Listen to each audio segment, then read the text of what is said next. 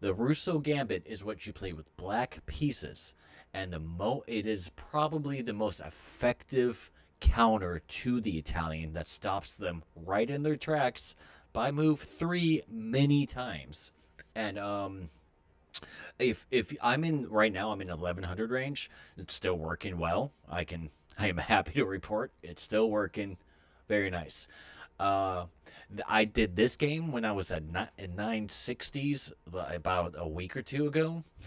I went on a crazy run. I won like 12 in a row, and I'm I'm I'm gaining some good speed right now. I'm trying to get to 1200, but neither here nor there.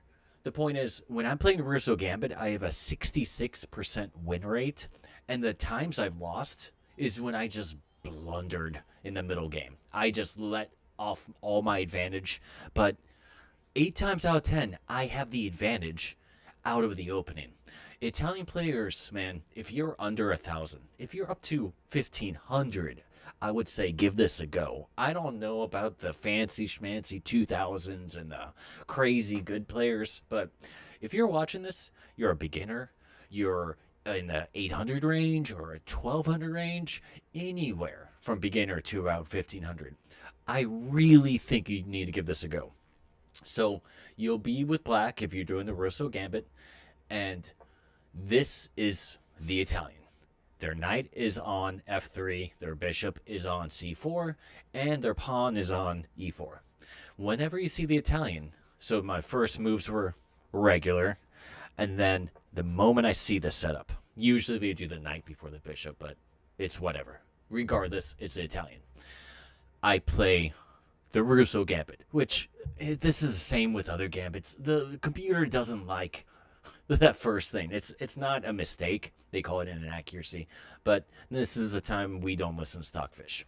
So this game ended in 12 moves, which is why I was very proud of it. It was very exemplary of how strong the Russo Gambit is.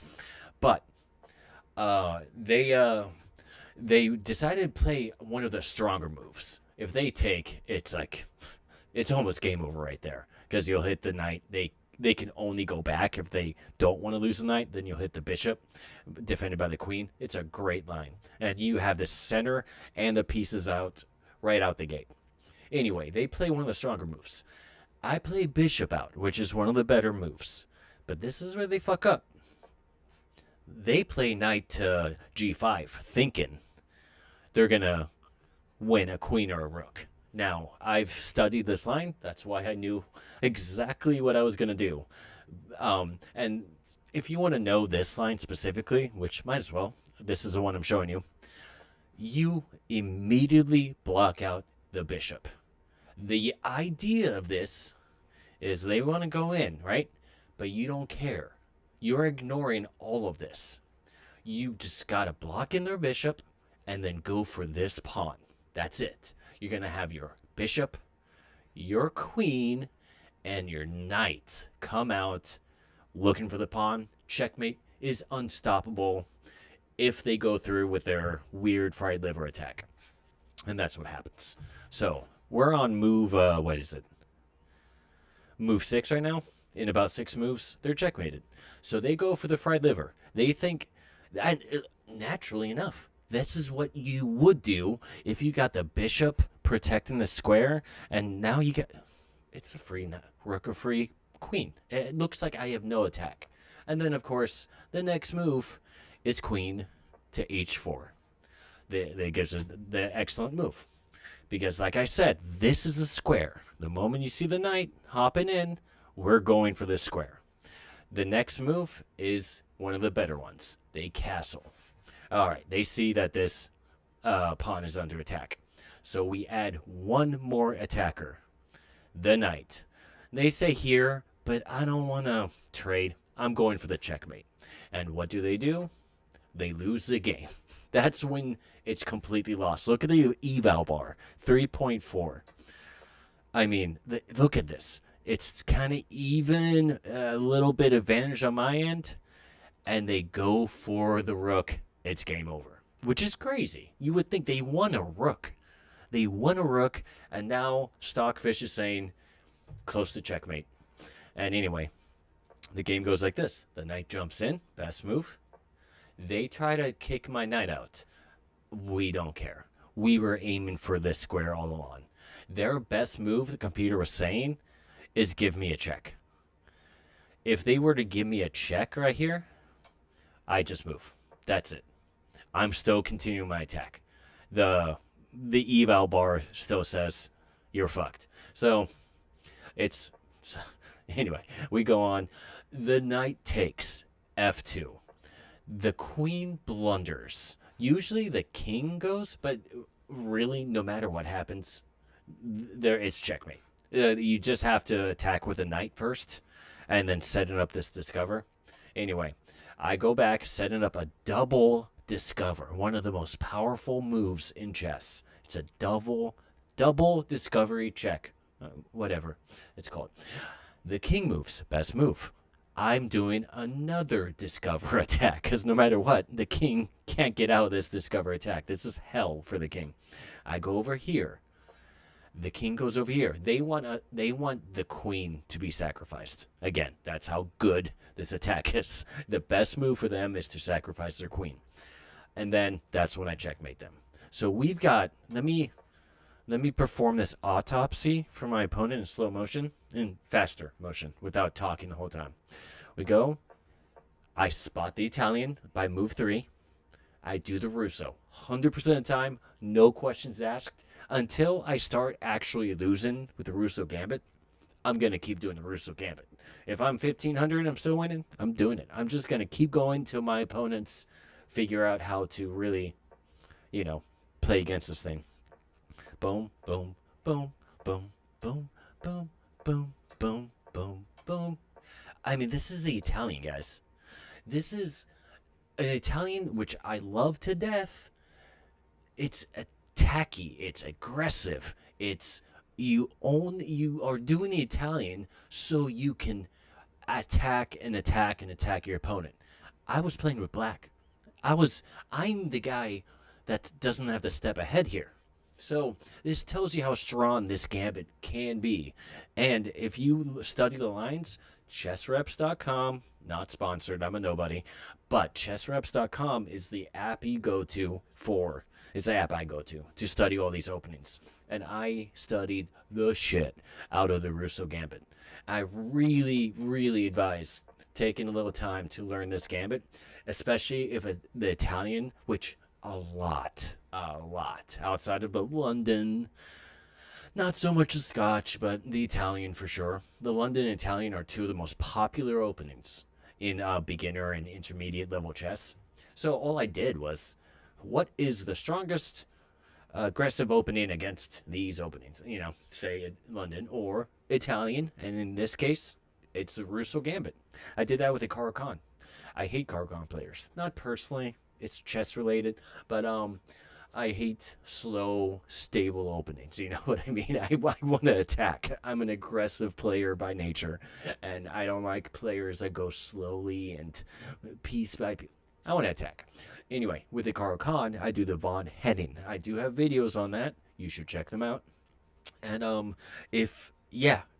go ahead and like or subscribe to this channel, especially if you're trying to figure out or you like to watch tricky tricky openings with a lot of tact in them, with a lot of what's the word I'm looking for? Tactical openings. This is just a cream of the crop with tactical heavy tricky openings. Really quickly, I'll show you if they do this. So a lot of times, guys. Okay, I start with the Rousseau Gambit. We're in the Rousseau. They'll take. This is the next move. Boom. There's no place that the best move. They're I didn't know this, but the stockfish is saying, give up your knight. Give up your knight. Now the queen can attack, and then you have to survive. Here's the sort of the asterisk of the Rousseau Gambit. You will not be castled. If you played well, if you played right, if you play with all the traps and tricks, this opening will be here. Obviously, you're giving up your f-pawn. And I've said before, do not move your f-pawn. But if you have a reason, move your F pawn. Some people move it for no reason and they try to build a pawn wall. It's not smart. But if you're doing it for a gambit and right out the gate, trappy opening, do it. Anyway, you will have to be comfortable with being uncomfortable with the Rousseau Gambit. The queen will come out, you have to block, but then you'll move your knight out attacking the queen, and then the bishop is going to have this pawn attacking her, and then it's going to be just nutso.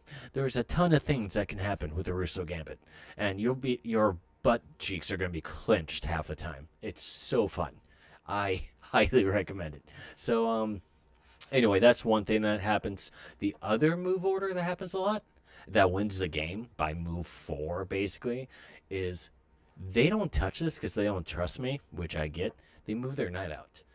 I immediately grab the pawn when I see this knight. They have taken this knight 8 times out of 10 and immediately forked. That happens a lot. And by move, 5, 6, whatever it is, I can't count, you win a knight or a bishop. But anyway, I just showed you 3 very commonly played lines.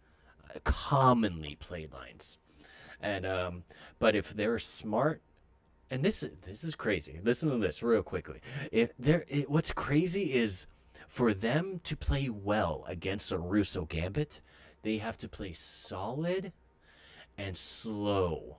Kind of, let's get the, and whatever the fuck. Actually, you know what I want to do? I always want to get the knight out too, to block the queen. But they want to play slow and very methodical, very castle the king, move a pawn up one space, don't rush anything. And that goes against what Italian players are taught when you are taught the Italian. It's meant to be aggressive. So no matter what, the Rousseau Gambit, when played well on both sides, kind of stops the Italian from being aggressive, and you got your pieces out right away to attack. This pawn will be won very easily. You'll move out your knight to make sure this queen attack will never be here. Anyway, yeah, that's the cool part. It stops the Italian in its tracks when they play well against the Rousseau. That's why the Rousseau is such a good counter to Italian. No matter what happens, if you played well, at worst, you're going to slow your opponent down and not allow them to pull all their tricks and traps on you. So, anyway, thanks for watching. Feel free to subscribe and like if you like what you're watching. I'm going to be posting videos every other day and hopefully building a community where I can teach beginners and intermediate players, because I don't know about you, but when I watch 2,000 rated and above players, I love some YouTube channels like Gotham and Akeem, Nelson and Chess Vibes. They're great players. They're like 2,500 plus. But I don't learn much when I see them play each other. You know what I mean? It's a little too abstract for me. So I wanted to do a chess channel that's a little bit more for the people. And I can promise you the positions that are in my games, they're gonna be in your games. So you're gonna learn from my brilliant moves, and you're gonna learn from my crazy fuck-ups. So either way, it's a win-win. So like and subscribe. See ya.